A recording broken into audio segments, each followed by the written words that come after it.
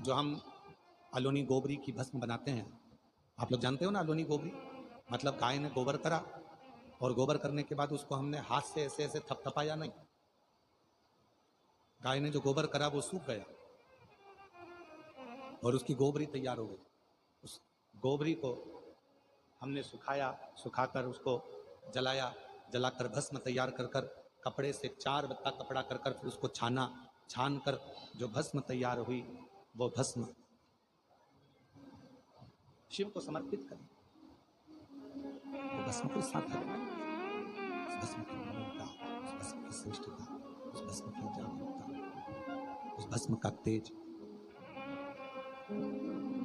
यहां तक वर्णन किया गया कि शंकर जो भस्म धारण करते हैं, यदि हम भगवान शंकर के शिवलिंग पर उस भस्म को हम लगाकर हमारे शरीर के मस्तक पर, कंठ पर, हृदय पर, भुजा पर यदि हम उस भस्म को भी धारण कर लेते हैं अपने वक्ष स्थल पर, तो वह हमको एक बल प्रदान करती है। शिव महापुराण में 3 चीजें कवच के रूप में काम करती हैं,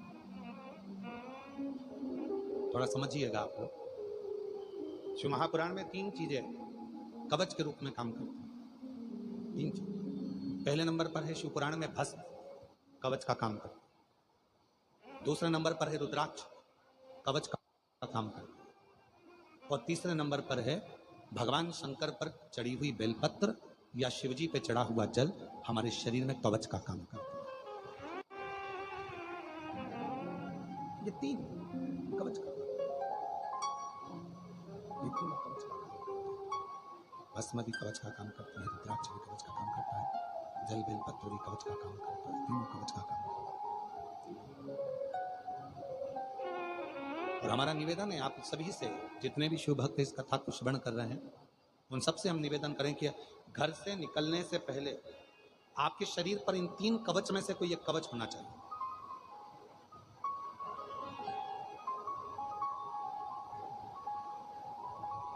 घर से निकलने से पहले अपने शरीर पर ये 3 कवच में से एक कवच धारण होना चाहिए।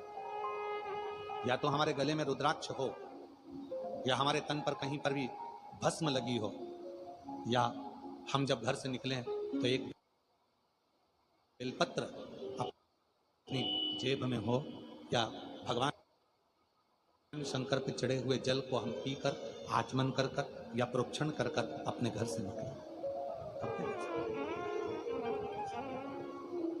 ये 3 कवच, ये 3 कवच। और हमारा विश्वास कहता है, आप जितने भी कथा के मंडप में बैठे हुए हो, इतना तो भरोसा है कि आप जितने भी बैठे हो आपके पास में इन 3 कवच में से एक कवच सबके पास है, और वो रुद्राक्ष रूपी कवच आपके पास है। और यदि रुद्राक्ष नहीं पहने हो तो भस्म अपने तन पर धारण करें, और भस्म धारण नहीं कर पाए तो तुमने शंकर जी पे चढ़ाए हुए जल को मस्तक पे लगाया, आचमन किया।